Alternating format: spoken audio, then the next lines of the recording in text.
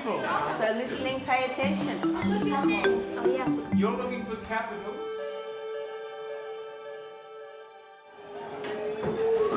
Come on. Objectives are on the board. Hello, Susie. Bye, Rhiannon.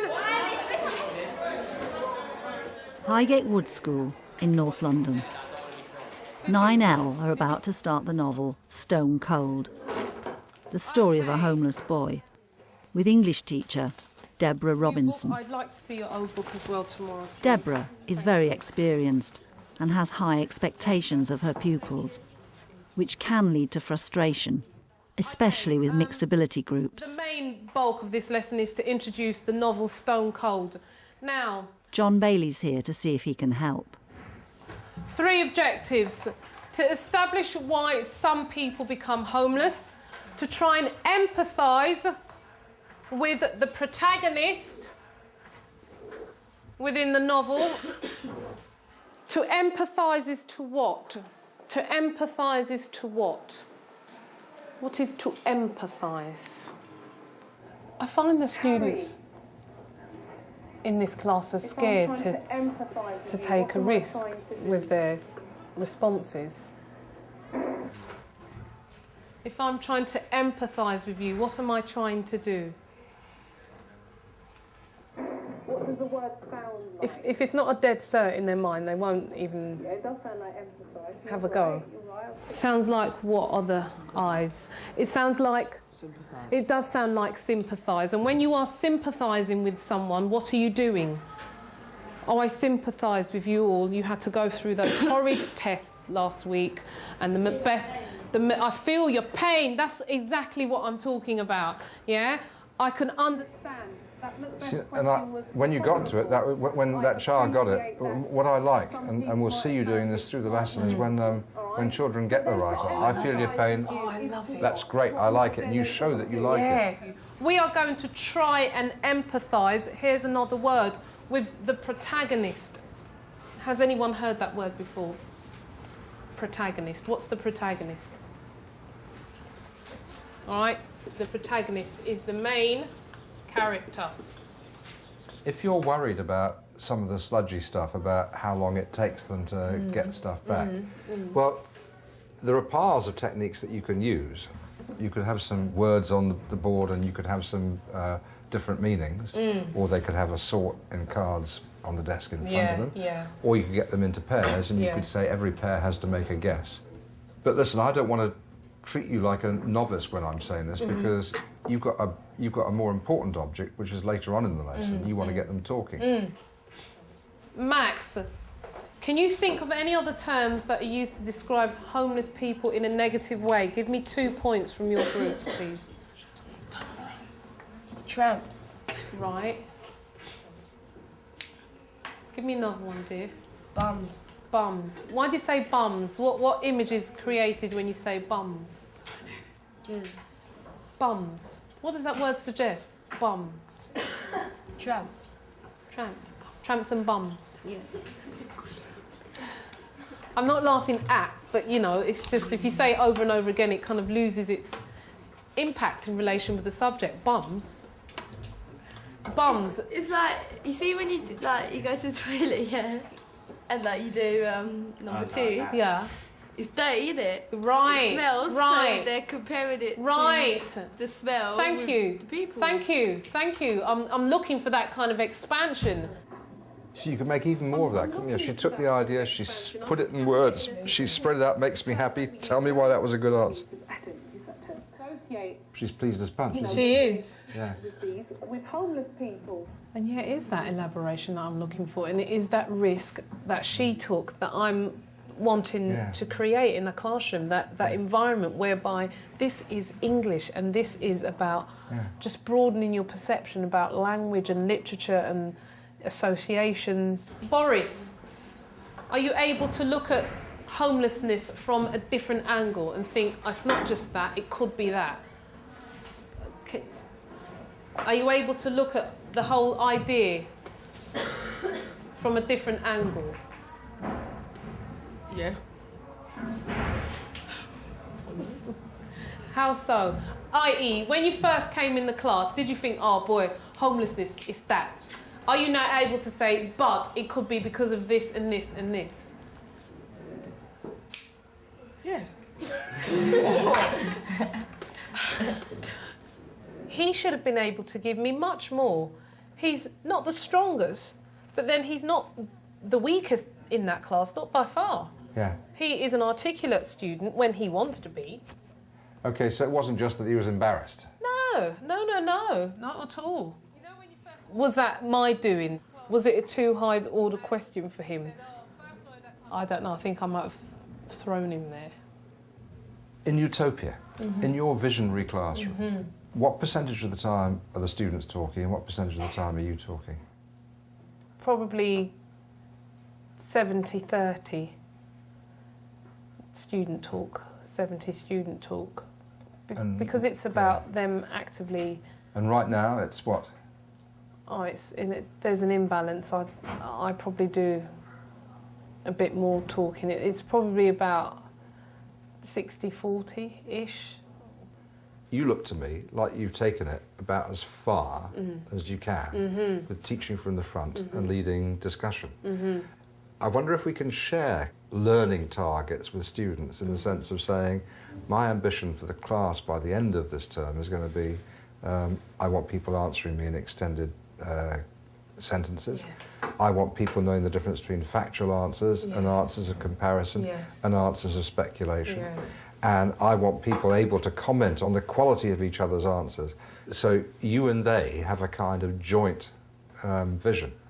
In a mixed ability classroom. Because Yeah. right now I get that from my top set Year 10 who are superb. I can ask one of my top set students a question and they will give me chapter and verse without me. Well, but what about that? But what? You know, it's... And I want that within my Year 9 class. Deborah suspects the lack of engagement may be linked to a wider problem affecting black boys.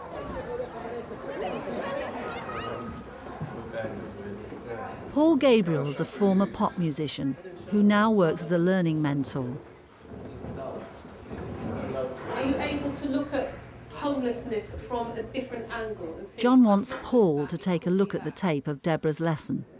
Are you able to look at the whole idea from a different angle? Yeah. How so? I'm like that with everyone.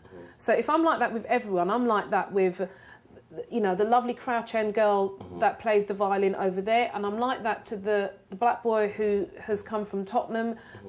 Both of them are getting my drive and my inspiration and my passion, and that's what I worry about. That everyone should get that. Yeah, and I think you're you right know, in saying expectation. that. They should get that expectation. That's right. But I would say the difference is that the white girl from Crouch End, she knows a little about Richard Lionheart, and she's already got something going. Her country was wealthy and they owned so much of the world, you know. But then the little black boy in an alien land, because this is me I'm talking about, in an alien land. I had a great schooling, love England, beautiful, you know, great friends, white and black and everything. But looking into my own history when I go backwards, it's like, it's murky. There's nothing there. You know, there's nothing that asks the student. You know, it does. You need to know where you're coming from, or you can't know where you're going. It's as simple as that. But is that going to give them the confidence? Is that going to give little Boris the confidence to not respond with his monosyllabic answer? You know, I don't know, because I was the same child. And as I got old, I don't know how it's going to work at this age, but when I realised that I had a voice, you know, was a black guy the first guy to do open heart surgery? I didn't know that. The traffic light, the steam engine, they're just little things, you know? And then it made me like, oh my gosh, like, I'm somebody. So you're saying something stopping them, a possible barrier could be to do with self? That's right. You need to know your history.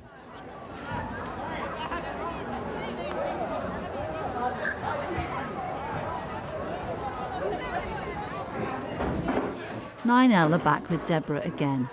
Objectives, date, title, please. Hurry up.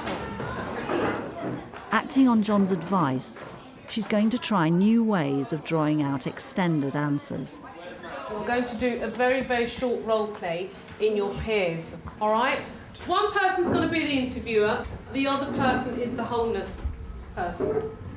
Interviewer, you need to ask the homeless person relevant questions that will evoke detailed responses. Homeless person, you need to really try and be vivid in your language about life on the streets. Jadine, example of a question that the interviewer might ask the homeless person. Does he make a lot of money on street? Does he make a lot of money on street? Exactly. Yeah, and if so, how? Yes? Boris, you get the idea? Another type of question. How do they survive? Yeah, we want to know about how they survive. Yes. Okay, go. Few minutes. How did you become homeless? Yeah, you can say I done quite bad in school and was always getting chucked out. And I had an argument with my mum, so I ran away. You had the argument with your mum, so you ran away. Do you have arguments with your mum now? Yeah. Do you run away? No. Right, can we be a bit more realistic? Who's the interviewer? Right. How to survive? The physical abuse had an effect on me, and as I grew up, I started to mug people. That's good. And that's how I earn my money. So it's kind of through mugging and your violence, because that's all you know. Good deal done. Right, and stop, please. Shh. Billy and Susie, can you start us off, please? Are you ever embarrassed to be homeless?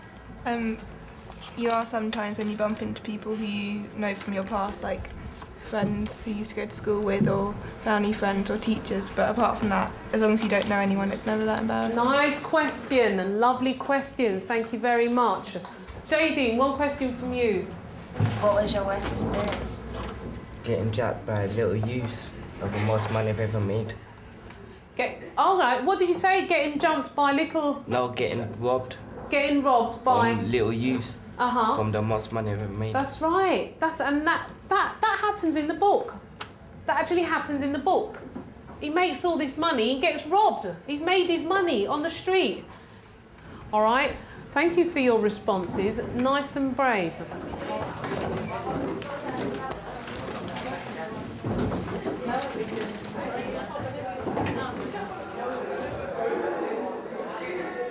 Deborah and Paul are also trying to encourage greater participation from black boys. What's the project you two are tasked with? Well, I think if we get a group of young black students and we talk about history, and we do a class, you will see them talking and say, no, but I heard, you'll be like, it'll be too much. If you just because they've never had that forum, and that's what we're trying to move towards, having a kind of open forum called a drop-in. That same Boris, you have the same Boris and all the underachievers, and we say, right, but today we're going to talk about black suffering and civilization. They are going to go nuts. And what this does is enable the student talk and gives them that kind of power to feel that what they have to say is relevant. They can then transfer that into their lessons and feel that I can do some public speaking, because that's what we're asking these students to do. We want to encourage and generate talk and ensure that these students feel a sense of value.